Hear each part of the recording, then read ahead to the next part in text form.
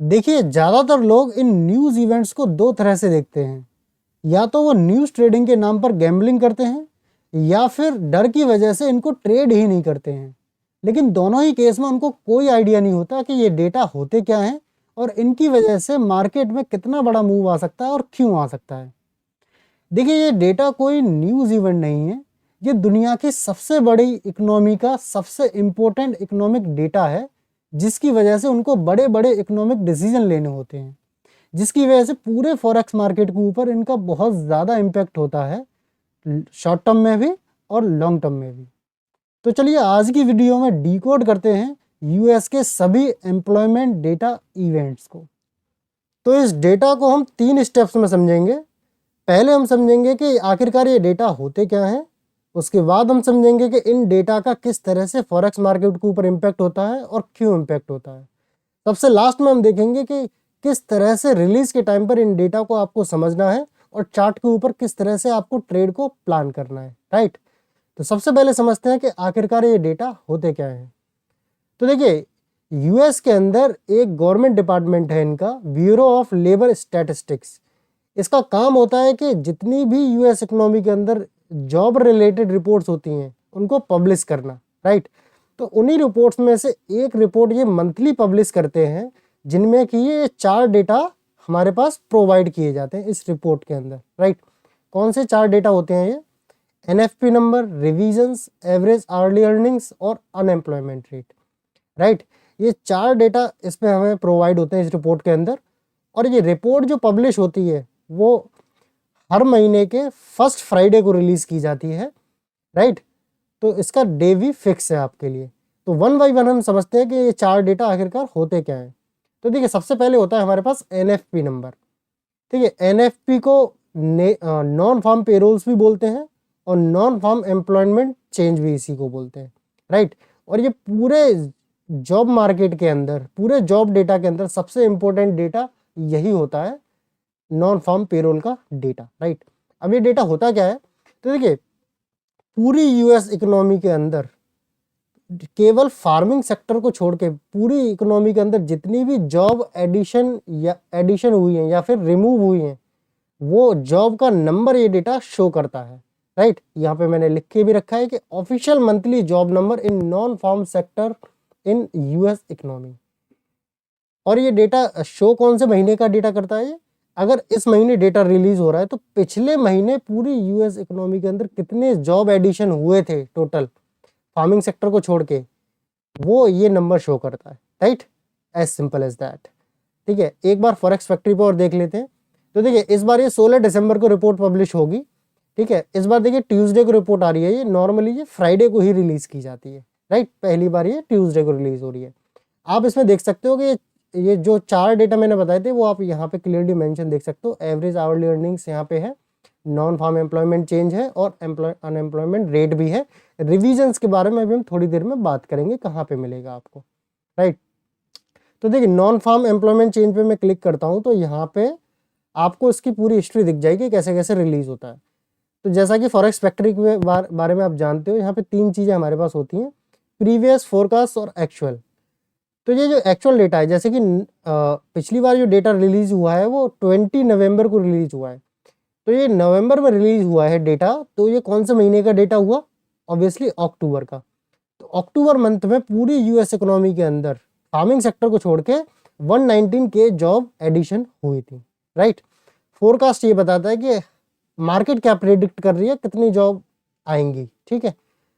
Previous data क्या होता है ये हम थोड़ा सा पहले ये समझ लेते हैं, रिविजन्स क्या होते हैं। देखिए, हमने समझा कि भाई ये जो नंबर होता है वो ऑफिशियल जॉब नंबर है, कितनी जॉब ऐड हुई है, राइट। लेकिन ये जो नंबर होता है वो एक एस्टिमेटेड नंबर होता है, ये करेक्ट फिगर नहीं होती है कभी भी। करेक्ट फिगर थोड़ी सी बाद में आती है, डिपार्टमेंट के बाद में। तो होता क्या है, ये जो एस्टिमेटेड नंबर है, जब ये अगली बार डेटा रिलीज होगा एनएफपी का, उसमें इसको करेक्ट कर दिया जाएगा, राइट। उसको बोलते हैं रिवाइज्ड डेटा या फिर रिविजन्स, ठीक है। वो आपको कहाँ दिखेगा? देखिए, अब यहाँ पे एक चीज ध्यान से समझना। देखिए, सितंबर 5 को डेटा रिलीज हुआ, उसमें जॉब नंबर क्या था? 22 के, राइट। तो यहाँ पे प्रीवियस डेटा में 22 के दिखाना चाहिए था, क्योंकि प्रीवियस डेटा तो 22 के का था, लेकिन यहाँ पे शो कितना हो रहा है? -4 के। तो ये जो नंबर था एस्टिमेटेड नंबर था, लेकिन 20 नवंबर की रिपोर्ट में उन्होंने इसको अपडेट कर दिया -4 के। ये इनका करेक्ट डेटा है, ठीक है। तो ये भी चार्ट के ऊपर बहुत ज़्यादा इम्पैक्ट कर सकता है। इस पूरे ओवरऑल डेटा के साथ में इसको यूज़ करेंगे तो काफ़ी ज़्यादा इम्पैक्ट इसका बढ़ सकता है चार्ट के ऊपर, इसलिए ये आपको समझना पड़ेगा। रिविजन्स को भी आपको देखना पड़ेगा रिलीज के टाइम पे। ज़्यादातर लोगों को रिविजन्स के बारे में कुछ पता ही नहीं होता, वो लोग कंफ्यूज होते रहते हैं कि प्रीवियस डेटा और ये एक्चुअल डेटा में इतना डिफरेंस क्यों आ रहा है, राइट। वो इसीलिए आता है क्योंकि इस डेटा को अगले महीने करेक्ट कर दिया जाता है, राइट। तो ये भी आपको ध्यान में रखना, ये प्रीवियस डेटा रिवाइज डेटा होता है, ये भी इसके साथ ही रिलीज होता है एक्चुअल डेटा के साथ में। ये तो ये दो डेटा आपको रिपोर्ट में मिलते हैं, ठीक है। तो ये आपको ध्यान में रखने हैं। तो आपको समझ में आया कि भाई एनएफपी डेटा क्या होता है, रिविजन्स क्या होते हैं। एवरेज आवरली अर्निंग्स बड़ा सिंपल है, जैसा कि इसके नाम से हमें समझ में आ रहा है कि एवरेज वहाँ का जो एम्प्लॉय है पर आवर कितना पैसा पिछले मंथ के कंपैरिजन में वो कमा रहा है, बढ़ा है, एवरेज आवरली अर्निंग उसकी बड़ी है घटी है, ये शो करता है परसेंटेज वाइज, राइट। तो और अनएम्प्लॉयमेंट रेट क्या होता है, तो देखिए ये बड़ा सिंपल है कि पूरी यूएस इकोनॉमी के अंदर जितनी भी वर्क फोर्स है वहाँ पे वर्क फोर्स को लेबर फोर्स बोला जाता है और पूरे जॉब मार्केट को लेबर मार्केट बोला जाता है। तो हम भी यही नाम यूज करेंगे आगे जाके, ठीक है। तो पूरे लेबर फोर्स, जितनी टोटल लेबर फोर्स है उसमें से जितने लोग एक्टिवली जॉब ढूंढ रहे हैं या फिर अनएम्प्लॉयड हैं, तो उनका जो परसेंटेज नंबर होता है उसको बोला जाता है अनएम्प्लॉयमेंट रेट। अगर उनकी टोटल वर्क फोर्स जो है 100 की है और 4 लोगों के पास जॉब नहीं है जो एक्टिवली जॉब ढूंढ रहे हैं, तो उनका अनएम्प्लॉयमेंट रेट हुआ 4%, राइट। तो ये परसेंटेज में रिलीज होता है, इसका मतलब ये होता है सिंपली, ठीक है। तो ये 4 डेटा आई होप आपको क्लियरली समझ में आए होंगे इनका मतलब क्या होता है। तो इनका हमारे पास हमेशा प्रीवियस, फोरकास्ट और एक्चुअल डेटा होता है, राइट। तो इनको किस तरीके से हम यूज करेंगे ये हम आगे देखेंगे, राइट। तो ये चारों नंबर आपको समझ में आया, फॉरेक्स फैक्ट्री पे आप इजीली एक साथ इन नंबर्स को देख सकते हो। तो ये हुई इस रिपोर्ट की बात, राइट। अब देखिए इस रिपोर्ट के अलावा कुछ और भी जॉब डेटा यूएसए के रिलीज होते हैं, अब थोड़ा सा उनको और समझ लेते हैं, राइट। देखिए अब सबसे पहला डेटा होता है यहाँ पे वीकली अनएम्प्लॉयमेंट क्लेम्स का, ठीक है। देखिए बाकी जो जितने भी डेटा हैं वो सारे मंथली रिलीज होते हैं, खाली ये एक डेटा ऐसा है जो हमारे पास में वीकली रिलीज होता है, राइट। तो वीकली आपने देखा होगा कि फॉरेक्स फैक्ट्री पे हर वीक थर्सडे को ये रिलीज होता है।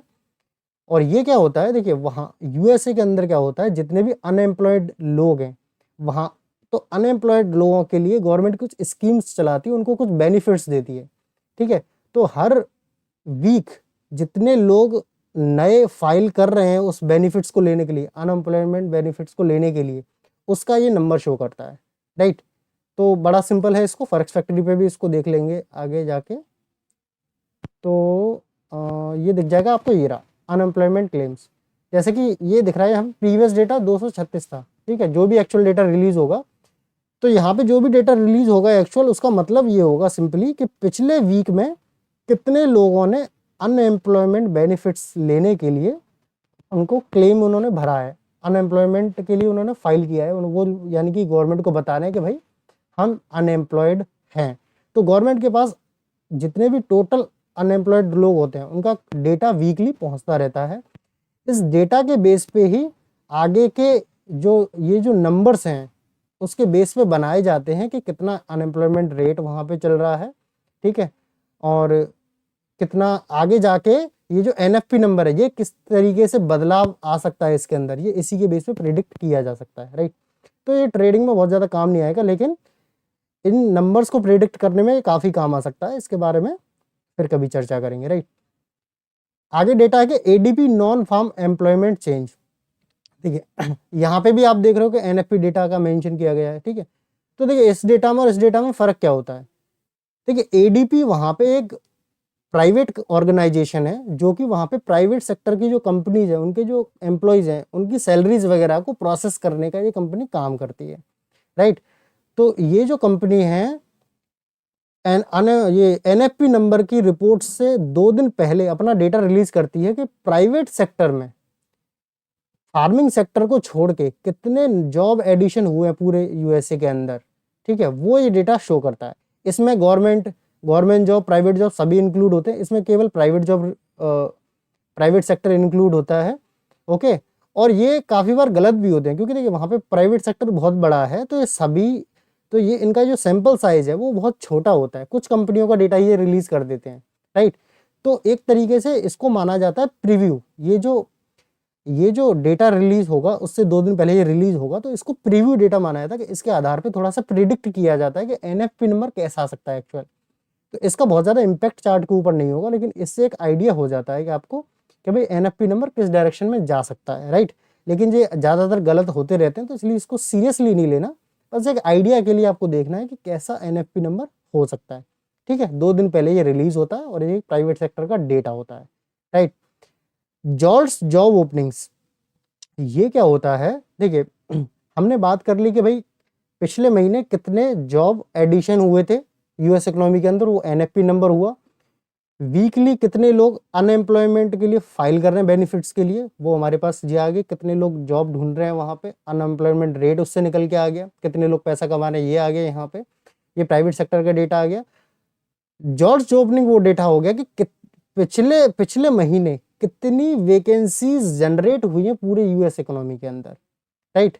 तो ये vacancy number of open vacancies का ये डेटा शो करता है जॉब्स जॉब ओपनिंग। इससे हमें क्या पता चलता है कि ओवरऑल मार्केट में जो लेबर फोर्स है उसकी डिमांड कैसी है, डिमांड बढ़ रही है या फिर घट रही है। इसके बेस पे आगे की जो एम्प्लॉयमेंट सिचुएशन हो सकती है एनएफपी नंबर वगैरह की, वो हमें पता लग जाती है इसके ट्रेंड को देखते हुए, ठीक है। इसका भी चार्ट के ऊपर इफेक्ट होता है, लेकिन उतना ज़्यादा नहीं होता है। तो इनको भी देखेंगे हम किस तरीके से इनको ट्रेड करना है, राइट। तो आई होप आपको ये सारे डेटा समझ में आए होंगे एटलीस्ट आज के, ये आखिरकार ये डेटा सभी होते क्या हैं, राइट। तो चलिए अब नेक्स्ट स्टेप देखते हैं। देखिए आप थोड़ा सा ध्यान से समझिएगा इस चीज़ को, क्योंकि ये इकोनॉमी से रिलेटेड कॉन्सेप्ट है और काफ़ी बार कई सारे लोग इसको समझ नहीं पाते हैं। इसलिए थोड़ा सा मैं कोशिश करूँगा कि इसको बहुत ईजी वे में आपको समझा पाऊँ। थोड़ा सा इसके ऊपर इसलिए आपको थोड़ा सा ज़्यादा फोकस करने की ज़रूरत है, राइट। तो देखिए एक बेसिक कॉन्सेप्ट होता है इकोनॉमी के अंदर। देखिए कोई भी कंट्री की करेंसी स्ट्रांग होगी या वीक होगी, ठीक है, ये किस चीज़ के ऊपर डिसाइड होता है? वहाँ के इंटरेस्ट रेट कैसे हैं। अगर किसी कंट्री के इंटरेस्ट रेट बढ़ रहे हैं तो करेंसी स्ट्रांग होती है, और इंटरेस्ट रेट गिर रहे हैं तो करेंसी वीक होती है, राइट। ये कॉन्सेप्ट आपको समझना पड़ेगा। अब देखिए अगर आपको ये नहीं पता कि इंटरेस्ट रेट क्या होते हैं, सेंट्रल बैंक पॉलिसी क्या होती है, सीपीआई डेटा क्या होता है, या फिर इन्फ्लेशन का डेटा क्या होता है, तो स्क्रीन के ऊपर आपके एक वीडियो दिख जाएगी आपको। वो वीडियो आपको जरूर पहले जाके देखनी है, तब आपको ये समझ में आ पाएगा कि इन्फ्लेशन, इंटरेस्ट रेट और करेंसी का रिलेशन किस तरह से काम करता है। वो काफ़ी डिटेल्ड वीडियो है इसके ऊपर, राइट। फिलहाल आपको सिर्फ इतना ध्यान रखना है कि अगर इंटरेस्ट रेट बढ़ते हैं तो करेंसी स्ट्रांग होती है, इंटरेस्ट रेट घटते हैं तो करेंसी वीक होती है, राइट। ये 2 चीज़ों पे ही ऊपर नीचे चलता रहता है सेंट्रल बैंक्स का, राइट। अब देखिए इंटरेस्ट रेट ऊपर नीचे क्यों करने पड़ते हैं सेंट्रल बैंक को? इन्फ्लेशन को कंट्रोल करने के लिए। तो इसमें ये दूसरा स्टेप आपको समझना पड़ेगा कि किसी कंट्री की अगर इन्फ्लेशन बढ़ती है तो इंटरेस्ट रेट बढ़ाने पड़ते हैं उसको कंट्रोल करने के लिए, और इंटरेस्ट रेट बढ़ेंगे तो करेंसी स्ट्रांग होगी। इसका जस्ट अपोजिट भी होता है, इन्फ्लेशन कम हो रहा है तो इंटरेस्ट रेट कम हो जाएंगे और करेंसी भी वहाँ की वीक हो जाएगी, राइट। अब इन्फ्लेशन क्यों बढ़ता है किसी भी कंट्री का, वो अभी उसके देखिए रीजन कई सारे हो सकते हैं, लेकिन अभी क्योंकि हम जॉब डेटा की बात कर रहे हैं तो हम जॉब डेटा के सेंस में इसको समझेंगे थोड़ा सा, ठीक है। देखिए वहाँ की अगर लेबर मार्केट स्ट्रांग होगी, लेबर मार्केट स्ट्रांग होने का क्या मतलब है कि वहाँ पे सभी लोग, बहुत सारे लोगों को जॉबें मिल रही हैं, ठीक है। एवरेज आवरली अर्निंग्स भी बढ़ रही है उनकी, अनएम्प्लॉयमेंट रेट भी वहाँ पे कम हो रहा है। तो देखिए जितने ज़्यादा लोगों के पास जॉब्स होगी उनकी अर्निंग्स बढ़ेगी, तो क्या होगा उसका इम्पैक्ट? लोग ज़्यादा से ज़्यादा इकोनॉमी के अंदर पैसा खर्च करेंगे। जब पैसा खर्च करेंगे वो तो जब जिन चीज़ों को वो खरीदेंगे इकोनॉमी के अंदर जाके, तो मतलब प्रोडक्ट और सर्विसेज की डिमांड बढ़ेगी, क्योंकि लोग जब खरीद रहे हैं प्रोडक्ट और सर्विसेज पैसा खर्च करके तो उनकी डिमांड बढ़ेगी। जब चीज़ों की डिमांड बढ़ने लगती है तो उनके प्राइसेस बढ़ने लगते हैं, प्राइसेस बढ़ने लगते हैं तो उसी को कहा जाता है कि इन्फ्लेशन बढ़ रही है, राइट। तो ये एक पूरा इकोनॉमिक साइकिल होता है कि जब लोगों के पास पैसा आता है तो चीज़ों की और सर्विसेज की डिमांड बढ़ जाती है, जिसकी वजह से इन्फ्लेशन बढ़ जाता है। फिर उस इन्फ्लेशन को कंट्रोल करने के लिए क्या होता है, इंटरेस्ट रेट को बढ़ाना पड़ता है, और जैसे इंटरेस्ट को बढ़ाया जाता है तो करेंसी स्ट्रांग होती है, राइट। तो ये जो पूरा जो इकोनॉमिक साइकिल है वो आपको एक बार दिमाग में फिट कर लेना हमेशा। एक बार मैं और रिपीट करूंगा, इंटरेस्ट रेट बढ़ते हैं तो करेंसी स्ट्रांग होती है। इंटरेस्ट रेट क्यों बढ़ाने पड़ते हैं, इन्फ्लेशन बढ़ता है तो उसको कंट्रोल करने के लिए इंटरेस्ट रेट बढ़ाने पड़ते हैं, जिसकी वजह से करेंसी स्ट्रांग हो जाती है। इन्फ्लेशन क्यों बढ़ती है, जब भी प्रोडक्ट और सर्विसेज की डिमांड बढ़ती है तो इन्फ्लेशन बढ़ जाती है, जिसकी वजह से इंटरेस्ट रेट बढ़ाने पड़ते हैं, जिसकी वजह से करेंसी स्ट्रांग हो जाती है। जस्ट इसका अपोजिट भी ऐसे ही होगा, राइट। तो जब ये एनएफपी नंबर और ये जितने भी जॉब नंबर हैं वो जब इकोनॉमी के फेवर में आते हैं, यानी कि जब जब लोगों के फेवर में आते हैं कि उनको नौकरियां मिल रही हैं, उनकी इनकम बढ़ रही है, तो उसकी वजह से इन्फ्लेशन बढ़ता जाता है, क्योंकि प्रोडक्ट और सर्विसेज की डिमांड बढ़ जाती है, जिसकी वजह से फाइनली इसका जो इम्पैक्ट होगा वो किसके ऊपर आएगा, इसके ऊपर। अब देखिए यहाँ पे आपको ऐसे समझना पड़ेगा इस चीज़ को, ऊपर जाके हम एक बार इसको डिटेल में समझ लेते हैं जो हमने अभी देखा था। देखिए अगर एनएफपी नंबर पॉजिटिव आया, बढ़िया आया, तो उससे क्या होगा, इमीडिएटली ऐसा नहीं कि महंगाई तुरंत ही बढ़ जाएगी, लेकिन मार्केट जो है फ्यूचर में जो होने वाला है उसको प्रिडिक्ट करके पहले ही उसका रिएक्शन दे देता है चार्ट के ऊपर, राइट। एनएफपी नंबर अगर पॉजिटिव आएगा तो इसका मतलब क्या होगा, लोगों के पास नौकरियां हैं। अगर एवरेज आवरली अर्निंग भी पॉजिटिव आएगी तो मतलब लोगों की आमदनी भी बढ़ रही है, ठीक है। अनएम्प्लॉयमेंट रेट कम होके आएगा तो मतलब वहाँ बेरोजगारी भी कम हो रही है। तो इसका ओवरऑल जो इम्पैक्ट होगा वो इन्फ्लेशन के ऊपर होगा, जिसका इम्पैक्ट इंटरेस्ट रेट के ऊपर होगा, जिसका फाइनल इम्पैक्ट करेंसी के ऊपर होगा। तो बीच के स्टेप्स को हटा दें तो इसका सीधा सीधा मतलब ये होगा, जब ये पॉजिटिव आएगा तो सीधे सीधे इस करेंसी को स्ट्रॉन्ग करेगा, जब ये नेगेटिव आएगा नंबर तो करेंसी को वीक करेगा, क्योंकि बीच वाला जो प्रोसेस है उसकी वजह से फाइनल इम्पैक्ट करेंसी के ऊपर हो जाएगा उसका, राइट। तो देखिए ये जो इकोनॉमिक साइकिल है ये थोड़ा सा आपको अपने दिमाग में बिठाना होगा हमेशा के लिए, कि ये किस तरह से इन्फ्लेशन, इंटरेस्ट रेट और करेंसी का कोरिलेशन काम करता है, और ये जो जॉब मार्केट का डेटा है ये किस तरीके से इसको इम्पैक्ट करेगा, राइट। तो आई होप आपको क्लियरली समझ में आया होगा कि ये जो डेटा है क्यों करेंसी को अफेक्ट करता है और किस तरह से करता है, राइट। तो चलते हैं हम फाइनल स्टेप की तरफ। तो फाइनली अब हम समझते हैं कि ट्रेड एग्जीक्यूशन प्लान क्या रहेगा हमारा चार्ट के ऊपर, राइट। तो देखिए जब भी ये डेटा रिलीज होते हैं तो इनके नेचुरली 3 आउटकम होते हैं नॉर्मली। पहला कि ये DXY को बुलिश कर सकते हैं, दूसरा ये DXY को बेयरिश कर सकते हैं, तीसरा इनका मिक्स्ड रिएक्शन हो सकता है, राइट। तो तीनों केस को हम समझते हैं। देखिए इस पूरे इवेंट के अंदर सारा खेल इसी चीज का है कि डेटा को देखते ही आप ये जज कर पाएं कि इसका आउटकम किस तरीके का होना चाहिए, कि बेयरिश होना चाहिए, अल्ट्रा बेयरिश होना चाहिए, बुलिश होना चाहिए, अल्ट्रा बुलिश होना चाहिए, मिक्स रिएक्शन होना चाहिए। डेटा को अगर देखते ही आप ये पहचान पाएं तो आप उसी के अकॉर्डिंग ट्रेड भी प्लान कर पाएंगे कि मुझे चार्ट के ऊपर अब किस तरीके की ट्रेड प्लान करनी चाहिए, ठीक है। तो सबसे पहले इसी को आपको समझना होगा कि कैसे डेटा को आपको जज करना होता है, राइट। तो देखिए सबसे पहले हम समझते हैं बुलिश केस क्या होगा।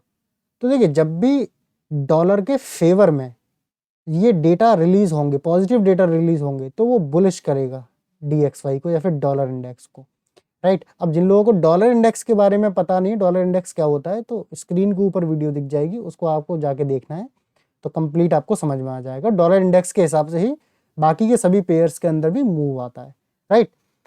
तो देखिए अब देखिए पॉजिटिव डेटा आने का क्या मतलब होता है, पहले ये समझो आप। देखिए जो मार्केट ने फोरकास्ट करके रखा होता है नंबर, जब उसको नंबर को बहुत ज़्यादा बीट कर देता है नंबर, उसको कहते हैं पॉजिटिव डेटा। अगर जितना फोरकास्ट है उसी के आसपास डेटा आ रहा है तो वो डेटा न्यूट्रल डेटा होता है, उसके ऊपर मार्केट कोई रिएक्शन नहीं देता, राइट। जब डेटा उसको काफ़ी ज़्यादा बीट कर जाता है, यानी कि मार्केट को एक शॉक जब मिलता है अनएक्सपेक्टेड डेटा का, तब जाके मार्केट उसके उस डायरेक्शन में अच्छा मूव देता है, राइट। तो पॉजिटिव डेटा का मतलब फोरकास्ट से थोड़ा अनएक्सपेक्टेड डेटा आना, राइट। तो देखिए जब ये नंबर NFP पॉजिटिव आ जाएगा, वेजेस पॉजिटिव आएंगे और रिवीजन भी पॉजिटिव आएंगे इसके डायरेक्शन में, अनएम्प्लॉयमेंट रेट डाउन होके आएगा, तभी हम कहेंगे ये मतलब ये बुलिश डेटा आया है, राइट। अब देखिए डेटा तो बुलिश आ गया, ठीक है। हमें एक्स्ट्रा कंफर्मेशन के लिए 2 चीज़ें और देखनी होंगी यहाँ पे। एक इसका 10 ईयर जो USA का जो 10 ईयर बॉन्ड यील्ड होती है, ठीक है, उसका चार्ट भी साथ में देखना पड़ेगा कि उस चार्ट के ऊपर कैसा मूव आ रहा है, क्योंकि वहाँ की जो 10 ईयर बॉन्ड यील्ड है, ठीक है, वो डायरेक्टली इम्पेक्ट करता है वहाँ की यूएस डॉलर को, राइट। तो ये आप लोगों को पता नहीं होगा, नई चीज़ होगी, किसी और वीडियो में हम डिटेल में बात करेंगे। फिलहाल आपको इतना समझना है कि ये चार्ट आपको देखना है, आगे मैं बताऊंगा कैसे करना है। दूसरा, आपको एक टूल यूज़ करना है, एक वेबसाइट है CME फेड वॉच टूल, ठीक है। इस वेबसाइट पे जाके आपको ये पता लगेगा उस डेटा को मार्केट ने कैसे लिया है। मार्केट ने उसको पॉजिटिव लिया होगा तो होगा क्या, आने वाली मीटिंग के अंदर, आने वाली जो FOMC मीटिंग होगी, सेंट्रल बैंक की मीटिंग होगी, जिसमें ये डिसाइड किया जाएगा कि इंटरेस्ट रेट बढ़ाने चाहिए या हमें इतने ही रखने चाहिए या घटाने चाहिए। तो मार्केट क्या प्रेडिक्ट कर रही है इस डेटा को देख के कि इंटरेस्ट रेट बढ़ेंगे, घटेंगे या उतने ही रहेंगे, तो उसका जो कितना चांस है, ठीक है। तो ये हमें लाइव दिखता है इस वेबसाइट के ऊपर। तो ये बहुत काम की वेबसाइट है, इसको भी हम देखेंगे कैसे। तो ये चीज़ें आपके लिए बहुत ही ज़्यादा नई होंगी, तो ये आपके लिए आपको एक्स्ट्रा कंफर्मेशन देंगी हमेशा कि मुझे किस डायरेक्शन में ट्रेड को प्लान करना है, राइट। तो ये जब ये केस हमारे फेवर में होंगे तो हम बुलिश ट्रेड प्लान करेंगे, ओके। जब इसका सब कुछ अपोजिट होगा तो हम बेरिश ट्रेड प्लान करेंगे। जब देखिए कुछ डेटा तो पॉजिटिव होंगे इनमें से और कुछ चीज़ें नेगेटिव होंगी, तो हमें मिक्स्ड रिएक्शन मिलेगा, बहुत ज़्यादा मूव मिलेगा नहीं, कन्फ्यूज़न वाला मूव मिलेगा। तो इस चीज़ को भी आपको बहुत ज़्यादा वाइजली ट्रेड करना पड़ेगा, मिक्स्ड वाली सिचुएशन को। कई बार इसको अवॉइड करना पड़ेगा और कई बार आपको इसमें अपॉर्चुनिटी भी ढूंढनी पड़ेगी, राइट। अब देखिए, सबसे पहले हम फॉरेक्स फैक्ट्री के ऊपर जाके डिटेल में ये समझेंगे कि प्रीवियस जितने भी डेटा आए थे NFP के, वो बुलिश डेटा कौन से थे, बेरिश डेटा कौन से थे और मिक्स्ड डेटा कौन से थे, राइट। उसके बेस पे हम पहले से ही चार्ट को प्रेडिक्ट करने की कोशिश करेंगे कि कैसा चार्ट उस दिन फॉर्म हुआ होगा, देन हम चार्ट के ऊपर चलेंगे, राइट। तो हम खोलते हैं फॉरेक्स फैक्ट्री को। तो चलिए सबसे पहले ओपन करते हैं NFP डेटा को, राइट। तो यहाँ पे पूरे हिस्ट्री इसकी सामने आ जाएगी कि कब कब कितना कितना डेटा रिलीज हुआ है, राइट। तो एक एक करके हम सभी डेट्स का, ज़्यादा से ज़्यादा डेट्स का हम स्टडी करने की कोशिश करेंगे कि कौन से दिन चार्ट के ऊपर कैसा रिएक्शन होगा। हम डेटा को देख के ही जज करेंगे, फिर आप डेटा पे जाके बैक टेस्ट कर सकते हो कि कैसा रिएक्शन हुआ था, राइट। तो पहले इसको हम डीपली समझते हैं, फिर हम चार्ट के ऊपर चलेंगे, राइट। तो पहले हम 20 नवंबर को खोल लेते हैं कि 20 नवंबर को एक्चुअल में कैसा डेटा आया था, ठीक है। तो देखिए 20 नवंबर को यहाँ पे हमें क्लियरली दिख रहा है कि देखिए जो फोरकास्ट था वो 53K का था और जो एक्चुअल डेटा आया NFP नंबर का वो 119K आया, यानी कि अच्छा खासा बीट किया इसने फोरकास्ट को। ये बहुत ही बुलिश चीज़ है, राइट। लेकिन दूसरा हम कब क्या देखते हैं, रिविजन्स। तो देखिए पहले जो एक्चुअल डेटा था 22K का था और रिवाइज होकर जो डेटा वो -4K हो गया, यानी कि यहाँ पे जॉब एडिशन की जगह जॉब रिमूव हुई थी, लेकिन ये डेटा जो है गलत था। तो ये बहुत ही नेगेटिव रिवीजन हुआ है इसके अंदर। तो ये जो नेगेटिव रिवीजन है वो इसके इफेक्ट को कम पड़ेगा। देखिए यहाँ से 22K से अगर यहाँ पे पॉजिटिव डेटा होता, यानी कि 25K होता, 10K होता, तो मतलब कि और ज़्यादा जॉब एडिशन हुई थी, तो ये इसको और ज़्यादा एम्पलीफाई करता है, इसके इफेक्ट को, और ज़्यादा पॉजिटिव होता है ये डेटा। लेकिन इसमें एक चीज़ बहुत ज़्यादा नेगेटिव है, जिसका कि चार्ट के ऊपर नेगेटिव इफेक्ट होना चाहिए, लेकिन ये वाली चीज़ काफ़ी पॉजिटिव है। तो ये दोनों का रिएक्शन जो है न्यूट्रल हो गया, यहाँ पे थोड़ा सा इसका इफेक्ट कम हो गया इस नेगेटिव डेटा की वजह से। अब दूसरा डेटा यहाँ पे साथ में आता है एवरेज आवरली अर्निंग। यहाँ देखो फोरकास्ट 0.3 का था और आया 0.2%, यानी कि वहाँ पे एवरेज आवरली अर्निंग घटी है लोगों की। तो ये भी एक नेगेटिव चीज़ है, राइट। तो दो डेटा हमारे पास नेगेटिव हो गए, सिर्फ एक ही पॉजिटिव डेटा है हमारे पास, ठीक है, तो जो कि न्यूट्रलाइज कर दिया। अब एक बार अनएम्प्लॉयमेंट रेट को देख लेते हैं, क्या आई थी, कैसी आई थी। तो देखिए यहाँ पे अनएम्प्लॉयमेंट रेट 4.3 का फोरकास्ट था और 4.4 आया, बढ़ के आया। तो यानी कि हमारे पास सिर्फ एक ही पॉजिटिव डेटा था उस दिन, जो कि NFP का नंबर था, जो कि काफ़ी अच्छा नंबर था। अब अगर कोई ट्रेडर खाली इस नंबर को देख के थोड़ी सी स्पाइक को अगर वो मिस जज कर लेगा तो वहाँ पे मात खा जाएगा। लेकिन हमने क्योंकि पूरा ओवरऑल समझा, तो हमें क्लियरली समझ में आ रहा है कि ये एक मिक्स्ड रिएक्शन वाला डेटा आया है। तो मैं एक नज़र में ये क्लियरली बता सकता हूँ कि उस दिन क्या हुआ होगा। देखिए अगर इसकी उस दिन ना तो बहुत ज़्यादा अपसाइड मूव आ सकता है इस डेटा की वजह से, ना डाउन साइड मूव आ सकता है, क्योंकि ना तो ये बहुत ज़्यादा अल्ट्रा नेगेटिव डेटा है क्योंकि ये पॉजिटिव है, ना ये अल्ट्रा पॉजिटिव डेटा है, ये एक मिक्स्ड रिएक्शन वाला डेटा है। तो मैं उस दिन किस तरीके से ट्रेड प्लान करूंगा। अगर इस डेटा की वजह से अगर अपसाइड मूवमेंट अच्छा आया होगा शॉर्ट टर्म में, तो मैं तुरंत उसको शॉर्ट कर दूंगा ऊपर से। अगर अल्ट्रा डाउन आया होगा तो तुरंत मैं बाय कर लूंगा, ठीक है। तो मैं ट्रेड जिस भी डायरेक्शन में जा रहा होगा मेरे उसके अगेंस्ट में ट्रेड लूंगा मैं, और जल्दी ही उस ट्रेड से एग्जिट कर जाऊंगा मैं कुछ ही मिनट के अंदर, क्योंकि यहाँ पे मार्केट साइडवेज होने की ज़्यादा संभावना होगी, क्योंकि मिक्स्ड रिएक्शन होगा यहाँ पे, क्योंकि क्लियर कट एक डायरेक्शनल डेटा यहाँ पे नहीं आया है। तो आई होप आपको एक डेटा समझ में आया होगा यहाँ पे।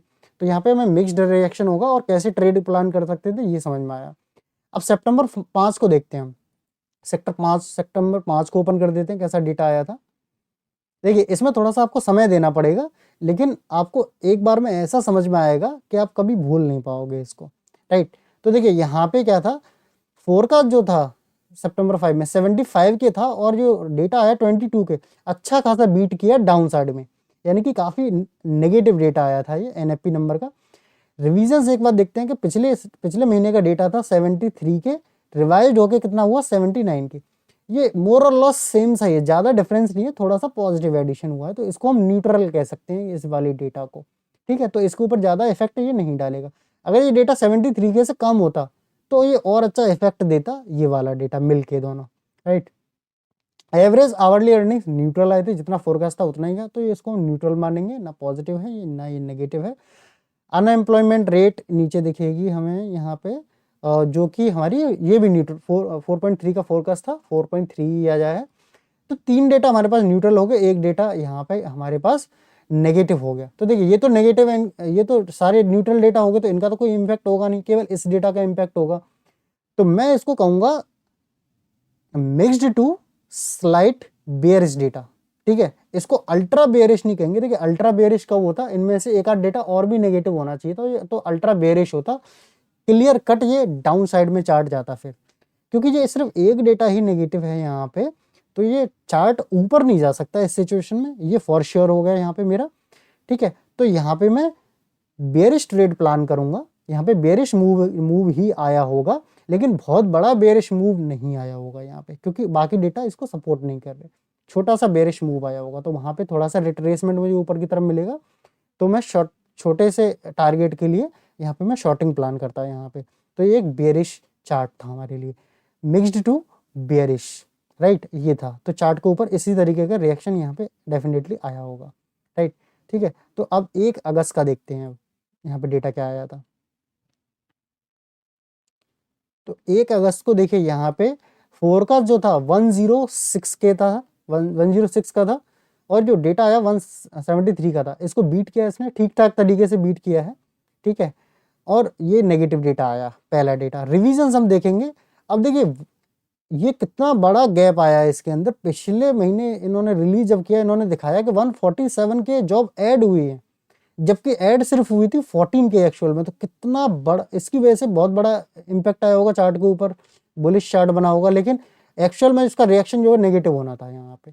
लेकिन अब पिछले महीने जो नहीं हो पाया वो इस महीने हो गया, तो मार्केट अब उसका रिएक्शन देगी। तो एक तो ये नेगेटिव, इसने इसको बना दिया असली अल्ट्रा नेगेटिव ट्रेड। यहाँ पे आप क्लियरली देख सकते हो कि ये तो ये बहुत ज़्यादा नेगेटिव है, इसको ये एम्पलीफाई कर देगा इसके इम्पैक्ट को। एवरेज आवरली अर्निंग यहाँ पे न्यूट्रल है, और अनएम्प्लॉयमेंट रेट देख लेते हैं नीचे एक बार, यहाँ पे ये भी न्यूट्रल है। तो ये दोनों तो न्यूट्रल है, लेकिन ये जो दो डेटा हैं वो बहुत ज़्यादा अल्ट्रा बेयरिश डेटा हैं। और इस दिन मैं बिना चार्ट को देखे ही आपको क्लियर कट ये बता सकता हूँ कि मार्केट के अंदर तबाही मची होगी डाउन साइड में। तो उस दिन मैं शॉर्टिंग करता ही करता, चाहे कुछ हो जाता, मेरे को थोड़ा सा भी मौका मिलता 3 मिनट के चार्ट पे, 5 मिनट के चार्ट पे, मैं बीच में ही घुस के उसमें शॉर्टिंग करता प्रॉपर रिस्क मैनेजमेंट के साथ में, क्योंकि ये एक अल्ट्रा नेगेटिव डेटा है और इसका काफ़ी लंबा इम्पैक्ट हो सकता था चार्ट के ऊपर, राइट। तो इसका अल्ट्रा नेगेटिव इम्पैक्ट हुआ होगा चार्ट के ऊपर, बैक टेस्ट आप कर सकते हो, राइट। तो आपको समझ में आया कि अल्ट्रा नेगेटिव चीज़ क्या होती है इन दोनों को मिला के, राइट। तो 1 जुलाई 3 का भी देख लेते हैं फटाफट से। ज़्यादा से ज़्यादा मैं एग्जांपल दे रहा हूँ आपको, ताकि आपको ना कन्फ्यूजन ना हो बिल्कुल भी, ठीक है।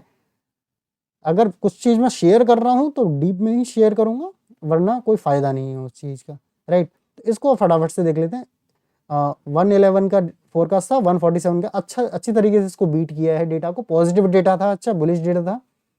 पिछली बार 139 के था और 144 के अपडेट हो गया, तो ये तो न्यूट्रल हो गया, ठीक है, तो इसका कोई नहीं है, ये हमारे लिए पॉजिटिव डेटा था। एवरेज आवरली अर्निंग नेगेटिव आ गई, ठीक है, तो एक डेटा पॉजिटिव था, एक नेगेटिव हो गया हमारे लिए।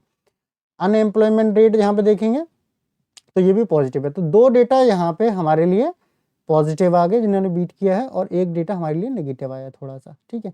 तो देखिए ये एवरेज आवरली अर्निंग काफ़ी इंपॉर्टेंट डेटा होता है, तो इसको अल्ट्रा बुलिश नहीं कहेंगे, इसको हम mixed to slight bullish data बोलेंगे, यानी कि बेरिश ट्रेड हम प्लान नहीं कर सकते इस समय, थोड़ी सी बुलिश ट्रेड प्लान की जा सकती है, थोड़ी से शॉर्ट टारगेट के लिए, छोटे टारगेट के लिए, ठीक है। अगर थोड़ा सा नेगेटिव रिट्रेसमेंट उसमें हुआ हो चार्ट के ऊपर, तो वहाँ पे हम बाय कर सकते हैं थोड़ी, ठीक है, या फिर हम इसको अवॉइड कर सकते हैं, राइट।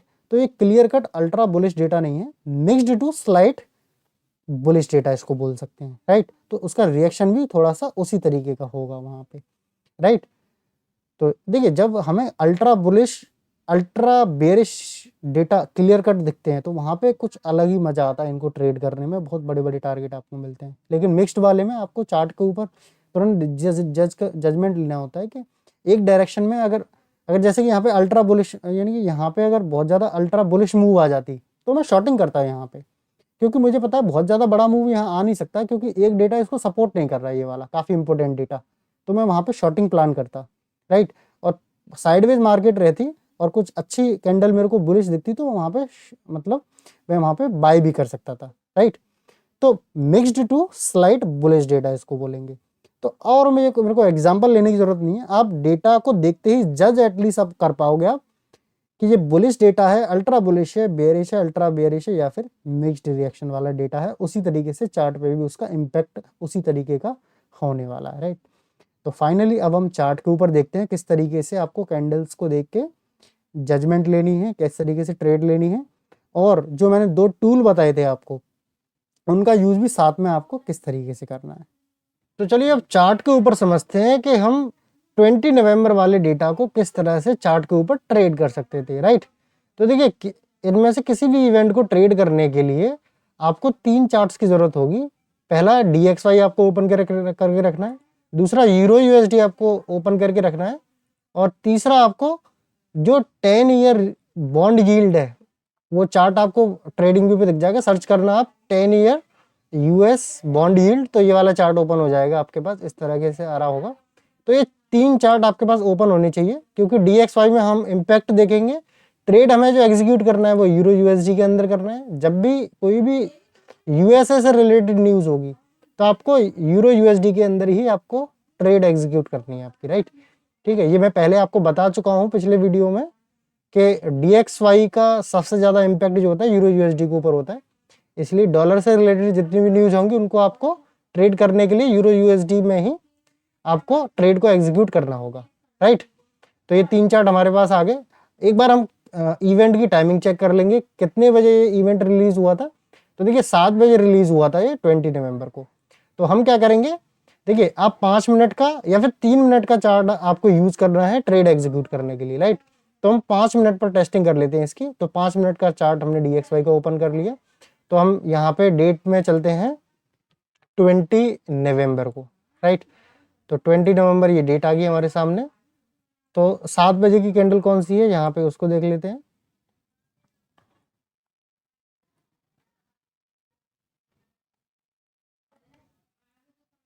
तो ये जो कैंडल है, और जूम इन कर लेते हैं इसको थोड़ा सा और।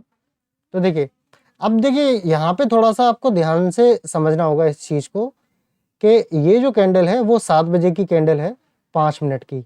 तो डेटा जैसे कि हमने पहले समझ चुके हैं हम लोग कि ये एक मिक्स्ड रिएक्शन वाला डेटा था, ना ये बुलिश डेटा था ना ये बेरिश डेटा था, राइट। तो इस तरीके का जब डेटा आएगा तो मैंने आपको बताया कि सिचुएशन को समझ के आपको ट्रेड लेनी है, या तो आपको अवॉइड करना है या फिर चार्ट की कंडीशन को देखते हुए आपको ट्रेड एग्जीक्यूट करनी है उसमें। जैसे कि देखिए यहाँ पर उस दिन हम लोग क्या कर सकते थे, देखिए ये जो लाइन मैंने ड्रॉ कर रखी है यहाँ पे एक मेजर रेजिस्टेंस के ऊपर चार्ट बैठा हुआ था, राइट। और ऑलरेडी यहाँ से चार्ट ने कंसोलिडेट करके रिजेक्शन लेना स्टार्ट किया था, तब ये इवेंट रिलीज हुआ है, राइट। अब इवेंट में इतना दम नहीं था, इतना बुलिश डेटा नहीं था कि इस रेजिस्टेंस को ब्रेक करे और कंटिन्यू करे इस ट्रेंड को, राइट। तो यहाँ पर जब ये ऐसी सिचुएशन बनती है तो यहाँ पर मैं क्या करूँगा, अगर कोई भी थोड़ा सा भी अप मूव आएगा तो मैं वहाँ पर शॉर्टिंग प्लान करूँगा, क्योंकि मुझे ये पता है कि ये डेटा इतना बुलिश नहीं है कि इसको ब्रेक कर सके, इतना दम नहीं है इस डेटा में, तो यहाँ से रिवर्सल आना ही होगा, राइट। तो मैं यहाँ पे पहली चीज ये देखूंगा यहाँ पे। दूसरा, ये जब 5 मिनट की कैंडल जब क्लोज हो गई यहाँ पे, ठीक है, तो यहाँ पे और मेरे को कंफर्मेशन हो गया कि यहाँ से मार्केट ने रिजेक्शन ले लिया है इस डेटा की वजह से, तो ये यहाँ से अब इस कैंडल के हाई को ब्रेक करके ऊपर जाना इसका काफी मुश्किल है, ठीक है, इस डेट के अंदर, राइट। तो पहला मुझे क्लियर कट मिल गया कि यहाँ पर एक मैं शॉर्टिंग के लिए ट्रेड प्लान कर सकता हूँ छोटी। मैंने बताया आपको जब भी मिक्स डायरेक्शन वाला डेटा होगा तब आपको कोई बड़ी ट्रेड प्लान नहीं करनी कि बड़ा आप टारगेट ले लो, ठीक है, आपको छोटा ही टारगेट से काम चलाना पड़ेगा, राइट। तो देखिए, और कितना बड़ा टारगेट लेंगे ये डेटा के ऊपर डिपेंड करता है कि कितना बेरिश, कितना बुलिश, कितना मिक्स डेटा आया है, तो ये आपको ऑन द स्पॉट डिसीजन लेना होगा कब आपको एग्जिट करना है, राइट। ये प्रैक्टिस के साथ में आपको ये चीजें आ जाएंगी कि कब आपको एग्जिट लेना है, राइट। तो देखिए ये हो गया ये। अब देखिए यहाँ पे एंट्री लेने के लिए मैं क्या करूंगा, सबसे पहले इस चार्ट को देखूंगा। तो यहाँ भी मैं एक बार 20 नवंबर का चार्ट ओपन कर लेता हूँ, जो यील्ड का, जो बॉन्ड यील्ड का जो चार्ट है 20 नवंबर हमें यहाँ पे मिल गया, राइट। इसको जूम आउट कर लेते हैं, जूम इन। तो देखिए यहाँ पे भी वही चीज आपको देखने के लिए मिलेगी। ये इसकी 5 मिनट की कैंडल है 7 बजे की। तो यहाँ पे क्या है, थोड़ा सा स्पाइक आया और तुरंत इसको डाउन कर दिया इसने, ठीक है। तो ये बॉन्ड यील्ड बढ़ी नहीं। अगर बॉन्ड यील्ड ऊपर जाती है तो DXY का चार्ट भी ऊपर जाएगा, बॉन्ड यील्ड नीचे जाती है इवेंट की वजह से तो DXY का चार्ट भी नीचे जाएगा। तो ये हमारे लिए एक एक्स्ट्रा कंफर्मेशन का काम करता है हमेशा, राइट। तो इसकी जैसे स्पाइक आया, नीचे चली गई ये कैंडल, इस कैंडल को देखते ही मैं समझ जाता कि इस डेटा के अंदर कोई दम नहीं है कि चार्ट को ऊपर लेके जा सके, यहाँ पे शॉर्टिंग थोड़ी बहुत पॉसिबल है, राइट। तो यहाँ से मुझे एक्स्ट्रा कंफर्मेशन मिल गया, राइट। अब यूरो USD के ऊपर हम एक बार देख लेते हैं कि कैसे हम ट्रेड को एग्जीक्यूट कर सकते थे, राइट। तो 20 नवंबर का हम चार्ट देख लेते हैं। यहाँ पे ये 20 नवंबर आ गया, यहाँ पे जूम इन कर लेंगे चार्ट को। अब देखिए यहाँ पे आप ध्यान से देखोगे तो ऑलरेडी यहाँ पर एक सपोर्ट लाइन बनी हुई थी जहां से बार बार मार्केट जो है रिजेक्शन ले रहा था, राइट। अब देखिए यहाँ पर और थोड़ा सा हम इसको क्लोजली मॉनिटर करें तो यहाँ पे यहाँ से सपोर्ट लेके ये 2 कैंडल देख रहे हो आप, 2 कैंडल बनी ये वाली ग्रीन, फिर कंसोलिडेट करने लगा चार्ट। तो ऑलरेडी चार्ट प्रिपेयर कर रहा था यहाँ से बाउंस लेने का। अब यहाँ से ये डेटा आया यहाँ पे, तो देखिए DXY में अगर बेयरिश मूव दिया है तो इसमें बुलिश मूव देगा, क्योंकि ये अपोजिट चलते हैं एक दूसरे के, आपको पता ही होगा ये चीज। तो थोड़ा सा नीचे गया और बाउंस ले लिया, यहाँ से रिजेक्शन दे दिया मार्केट ने, ठीक है। तो यहाँ पे भी क्लियर कट कंफर्मेशन हो गया कि ये कंटिन्यू करेगा ऊपर की साइड में। तो यहाँ पे आप अपना ट्रेड प्लेस कर सकते थे 5 मिनट क्लोज होने पे, और यहाँ पे कहीं आप अपना छोटा सा एसएल डाल सकते थे, राइट, यहाँ कहीं पे। तो जो भी आपको टारगेट मिलता आप चार्ट की सिचुएशन के अकॉर्डिंग जल्दी ही इसको बुक कर लेते यहाँ पे कहीं पे, राइट। क्योंकि बहुत ज्यादा बड़ा मूव की आप एक्सपेक्टेशन नहीं कर सकते, क्योंकि ये कोई बेरिश डेटा नहीं था, राइट। तो इस तरह से हमें ये रिलीज होने के बाद डेटा को ट्रेड करना चाहिए था, राइट। तो ये आपको क्रिस्टल क्लियर समझ में आया होगा कैसे आपको कंफर्मेशन करके इसको ट्रेड को एग्जीक्यूट करना है, राइट। अब सारे एग्जांपल में DXY के ऊपर दूंगा। देखिए अब समझते हैं कि सितंबर 5 वाले दिन क्या हुआ होगा, राइट। इसको और देख लेते हैं, 2-3 एग्जांपल हम समझेंगे, फिर आप बाकी की बैक टेस्टिंग आप अपने से जाके कर सकते हो कि किस तरह से आपको ट्रेड करना था, राइट। इसकी टाइमिंग देख लेते हैं एक बार। ये 6 बजे रिलीज हुआ था डेटा, 5 सितंबर वाला डेटा, राइट। तो यहाँ पे हम चार्ट खोल लेंगे। देखिए 5 मिनट की बार पे इतना पीछे हम जा नहीं सकते, क्योंकि इतना ये हिस्ट्री दिखाता नहीं है। तो यहाँ पे हमें 15 मिनट पे ही स्विच करना होगा। अब ये सिर्फ बैक टेस्टिंग के लिए हम 15 मिनट लगा रहे हैं, बाकी आपको जो ट्रेड एग्जीक्यूट करनी है 5 मिनट या 3 मिनट पे ही करनी है, क्योंकि इतना पीछे का डेटा ट्रेडिंग व्यू में आता नहीं है, ठीक है। खाली ये आई थिंक 5000 कैंडल्स को ही दिखाता है, ठीक है। तो हम सिर्फ टेस्टिंग के लिए इसको यूज कर रहे हैं, राइट। तो 5 नवंबर पे चलते हैं।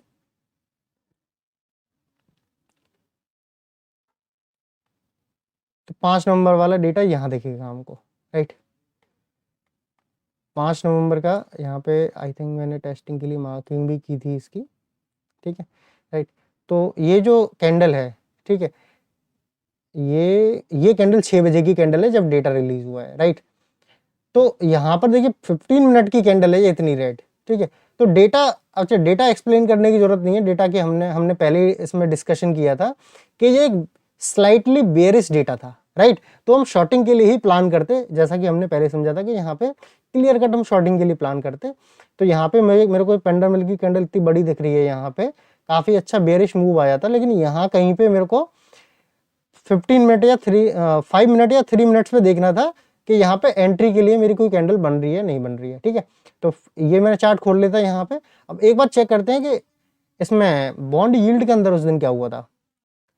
तो इसका भी एक बार 15 मिनट का चार्ट ओपन कर लेंगे और देखते हैं 5 सितंबर को इस यील्ड के अंदर क्या हुआ था, राइट। तो 5 सितंबर यहाँ सामने दिख रहा है हम लोगों को।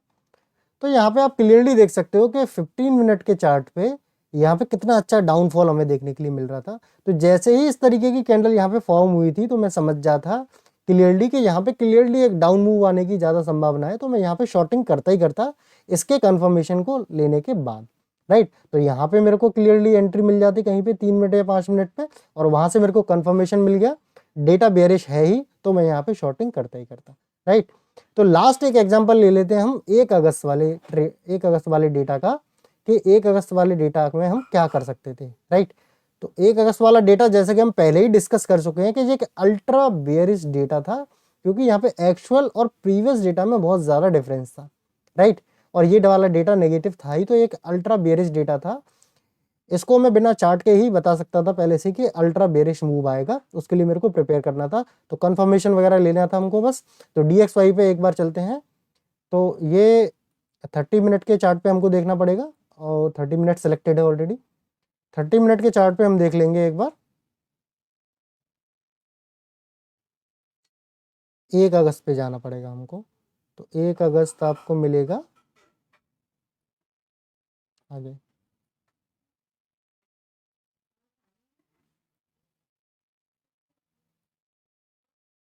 यहाँ पे देखिए अलग से दिखेगा आपको। अब ये 30 मिनट की कैंडल है, इतनी बड़ी कैंडल बनी है ये यहाँ पे क्लियर कट।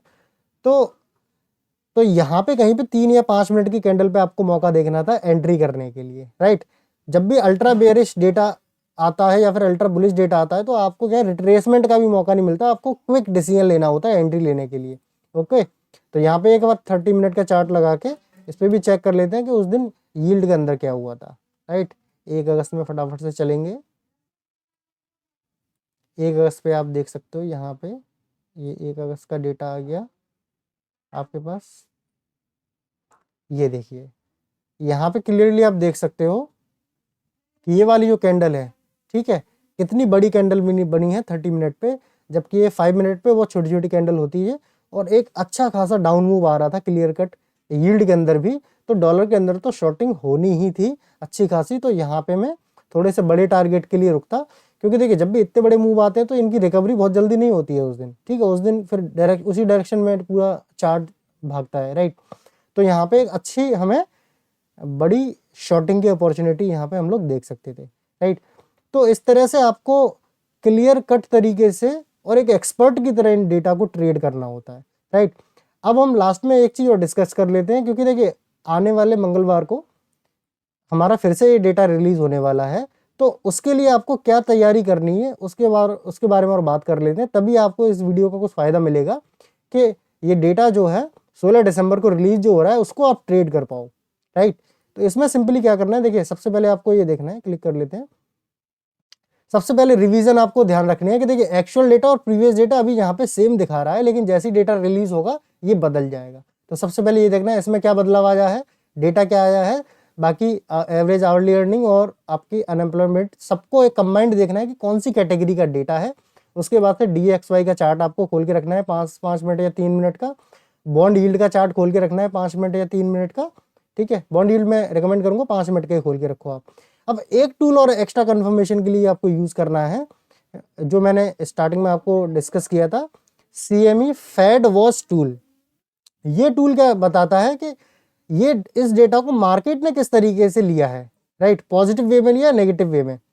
ये बताता है कि इस डेटा के आधार पे आने वाली जो सेंट्रल बैंक की मीटिंग है यूएसए के अंदर, उसमें वो लोग इंटरेस्ट रेट को कट करेंगे, उतना ही रखेंगे या बढ़ाएंगे, इसका क्या चांसेस है ये बताता है। और ये लाइव चेंज होता है डेटा के बेस पे। तो ये आप लगा के खोलेंगे, जैसे ही डेटा रिलीज होगा 2-3 मिनट के अंदर ये सारे फिगर्स बदल जाएंगे यहाँ पे। जैसे कि यहाँ पे करंट जो टारगेट रेट है, इंटरेस्ट रेट है, वो ये वाली रेंज का है, ठीक है, 3.75 चल रहा है। तो इसमें अभी जैसे कि ये दिखा रहा है 75% चांसेस है, अगली मीटिंग का ये डेटा दिखा रहा है। यहाँ पे आप देख सकते हो कि 28 जनवरी को अगली मीटिंग होनी है, उसके चांसेस दिखा रहा है कि अभी 75% चांसेस है कि कोई रेट कट नहीं होगा, उतने ही रेट रहेंगे। और ये रेट कट के चांस सिर्फ 25% दिखा रहा है और उतना ही होल्ड करने के चांस दिखा रहा है 75%, राइट। तो जैसे ही डेटा रिलीज होगा, अगर अल्ट्रा बेरिश डेटा आ जाए तो क्या होगा, अचानक से ये बढ़ने लगेगा, ये घटने लगेगा, या फिर बुलिश डेटा आ जाए तो ये और ज़्यादा घट जाएगा, ये और ज़्यादा बढ़ जाएगा।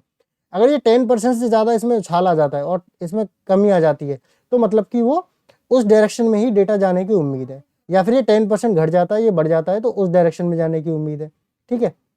तो रेट कट के चांसेस बढ़ते हैं तो बेरिश डेटा होता है, वो रेट कट चांसेस घटते हैं तो वो एक बुलिश डेटा होता है, राइट। तो ये भी आप जब आप लाइव इसको लगा लोगे और ये यील्ड जब लगा लोगे तो एक्स्ट्रा कंफर्मेशन आ जाएंगे आपके पास कि इस डेटा को किस तरह से आपको ट्रेड करना है, कितने देर तक ट्रेड को होल्ड कर सकते हो आप, राइट। इन दोनों टूल्स के ऊपर मैं एक डिटेल वीडियो ले आऊँगा, क्योंकि ये हर इवेंट के साथ में इसको आप कंफर्मेशन के लिए यूज़ कर सकते हो। बहुत ही यूज़फुल टूल्स हैं ये, ठीक है, यूज़ करने के लिए। तो एक डिटेल वीडियो इसके ऊपर भी आ जाएगी, ठीक है। तो इस तरह से आने वाले डेटा को भी आपको ट्रेड करना है, राइट। तो आई होप आपको क्लियरली समझ में आया होगा कि किस तरह से इन डेटा को एक एक्सपर्ट की तरह ट्रेड किया जाता है, राइट। तो अब आप मुझे बताइए कमेंट सेक्शन में कि अगली वीडियो में किस टॉपिक को आप डिटेल्ड में समझना चाहेंगे। तो चलिए मिलते हैं अगले वीडियो में, तब तक के लिए देखते रहिए डिकोडिंग फॉरेक्स हिंदी।